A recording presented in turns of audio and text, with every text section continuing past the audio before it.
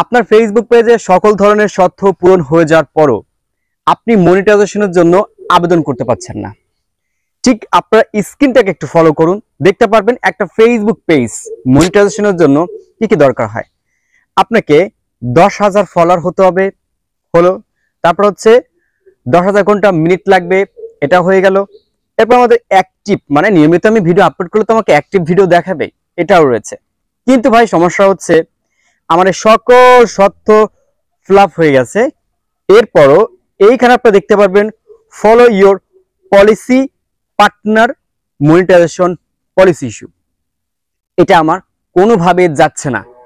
আমার নিজের কন্টেন্ট, আমার নিজের ভিডিও আমি কোনো ধরনের শেয়ার করি না, দেন তারপরে ভাইয়া এই অপশনটা যাচ্ছে না। এটাকে কিভাবে আমরা সলভ করতে পারি এবং আমার পেজটাকে মনিটাইজেশনের জন্য আবেদন করতে পারি। হ্যাঁ প্রিয় দর্শক, আপনি যদি আজকের এই ভিডিওটি মনের ভুলে একবার ক্লিক করে থাকেন, আপনাকে সম্পূর্ণ দেখার জন্য রিকোয়েস্ট করতেছি। আপনি যখন এই ভিডিওটা দেখবেন, আমার কথা অনুযায়ী আপনি আপনার পেজে কাজ করবেন, তাহলে এইখানে যে সমস্যাটা রয়েছে এই সমস্যার সমাধান কিন্তু আপনি খুব সহজেই সমাধান করতে পারবেন। ওকে, তো আপনাদের আমি সরাসরি দেখাচ্ছি। জাস্ট আমি এখন এখান থেকে গুগল ক্রোমে চলে আসলাম। আপনারা দেখতে পারবেন এইখানে যে পেজটা রয়েছে এই পেজটাতে কিন্তু অ্যাক্টিভ ভিডিও মানে মাঝে মাঝে আপলোড করা হয়, আর এখান থেকে মিনিট যেগুলো দেখতে পাচ্ছেন এগুলো কিন্তু কোনো কিছু ফ্লাপ হয়নি। এই পেজটাতে কি সমস্যা? সমস্যা হচ্ছে আমি ভাই কমিউনিটি গাইডলাইন বা ওদের যে রুলস আছে সেগুলো মানতেছি না। তো এখান থেকে টোটাল আমি কেটে দিই।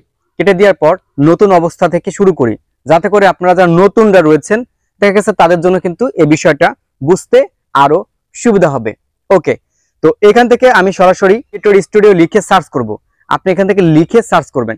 সার্চ করার পর দেখতে পারবেন যে আপনার ক্রিয়েটর স্টুডিও যে হোম পেজটা আছে, আপনাকে হোম পেজটাতে এরকম নিয়ে আসবে। এটা নিয়ে আসার পর আপনি এখান থেকে একটু জুম করবেন, জুম দেখতে পারবেন যে এইখানে আপনার পেজগুলোকে দেখাবে। আর এখানে দেখতে পারবেন যে ভিউ পেজ এলিজিবিলিটি এটা রয়েছে। আপনি এইটার পর একটা ক্লিক করবেন। এটার পর যখন আপনি একটা ক্লিক করবেন, ক্লিক করার পর দেখতে পারবেন আপনার পেজগুলো এখান থেকে চলে আসবে। পেজগুলো কিন্তু এখান থেকে চলে আসবে। তো দেখেন এইখানে যে পেজটা আপনাদের দেখাচ্ছি, এই যে আপনার এখান থেকে in stream ads for on demand, তো এটার মাধ্যমে হচ্ছে আমরা ইনকামটা করে থাকি আমাদের ফেসবুক পেজ থেকে। তো আমি যখন এখান থেকে যে ভিউ এই অপশনটাতে একটা ক্লিক করব অ্যারো বাটনে, তাহলে আপনারা দেখতে পারবেন যে এখানে আমার পার্টনার মনিটাইজেশন পলিসি ইস্যু রয়েছে। এবং এখান থেকে দেখতে পারবেন আমার হচ্ছে 10,000 ফলোয়ার দরকার, এটা ফ্লাপ হয়নি। এরপর এখান থেকে মিনিট দরকার, সেটাও কিন্তু আমার হয়নি। মানে একটা পেজ, অনেক আগের একটা পেজ, মাঝে মাঝে আমি কাজ করি আর কি, ব্লগ পেজ, আপনারা আমার জানেন। তো এই পেজটাতে কি ধরনের সমস্যা আমি একটু দেখে আপনাদের, তারপর সমাধানটা দিচ্ছি। আমি এখান থেকে সি পলিসি ইস্যু মধ্যে কি কি রয়েছে, মানে আমি যে ভুলগুলো করতেছি সেটার কারণটা কি আসলে, এটা তো আপনাদের ধরে দিতে হবে। না ধরে দিলে দেখা গেছে আপনিও ভাই সেম ভুল করবেন, আপনার সকল কিছু ফ্লাপ হয়ে যাবে। এরপর আপনি কিন্তু মনিটাইজেশনের জন্য আবেদন করতে পারবেন না, কারণ আপনার পার্টনার পলিসিটা সমস্যা দিচ্ছে। তো আপনারা দেখতে পারবেন যে আমাকে একটু লোড নিয়ে এই পেজটাতে নিয়ে আসবে।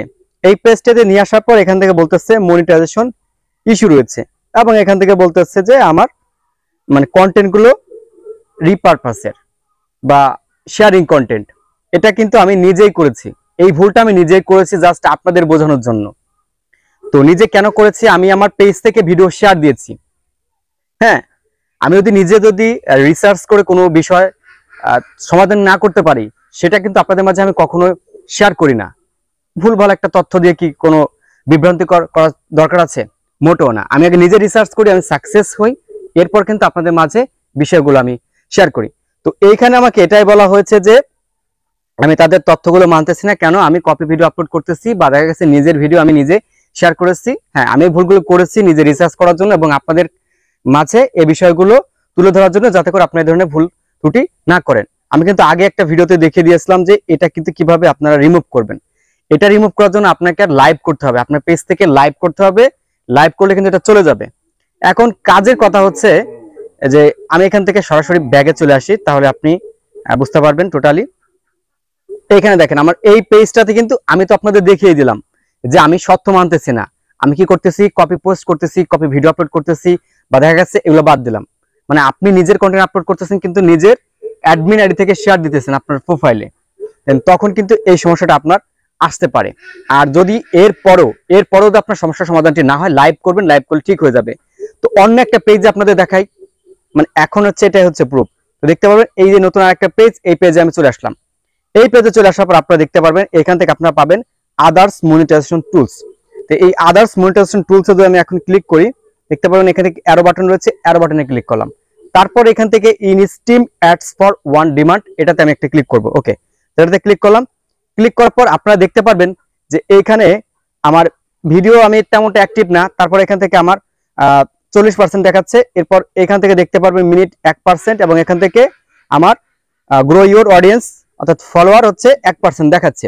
কিন্তু ভাই দেখেন এইখানে কিন্তু আপনার কোনো ধরনের পার্টনার পলিসি কথা কিন্তু তারা কিছুই বলে নাই, কারণ এই পেজটাতে আমি সঠিক নিয়মে বা সঠিক গাইডলাইন মেনেই কাজ করতেছি। তো আপনাকে আপনার পেজে সঠিক নিয়মে কাজ করতে হবে।